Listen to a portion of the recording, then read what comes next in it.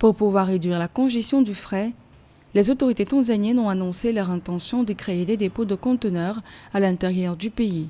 Selon une déclaration faite par le ministre des Transports, le 8 janvier 2024, l'initiative vise à alléger la congestion des conteneurs transportés par camion du port de Tonga vers les pays enclavés d'Afrique de l'Est, dont le Rwanda, le Burundi et l'Ouganda. Au niveau de la Tanzanie, le port, l'un des principaux ports, donc le port de Tanga, est congestionné et cela a pour conséquence donc de retarder le dédouanement des marchandises ou assurer les opérations d'exportation de ces marchandises-là. Donc, l'idée de construire dans l'Interland, à l'intérieur du pays, donc des ports secs, va dans le sens de procéder effectivement à la réalisation d'une infrastructure, d'un outil approprié au décongestionnement du principal port de la Tanzanie. Selon la Banque africaine de développement, le secteur des transports tanzaniens pèse 3% du PIB, dans une contribution de 2,5% du sous-secteur du transport routier et fournit de 15% à 21% des recettes en devises du pays.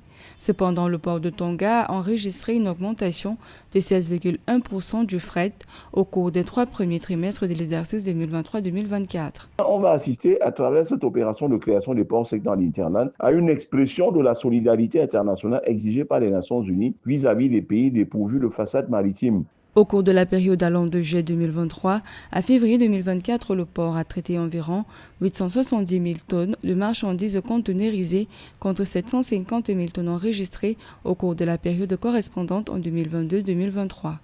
D'après le ministre des Transports, les dépôts de conteneurs intérieurs devraient permettre d'assurer la manutention des conteneurs, le stockage, le dédouanement et la consolidation.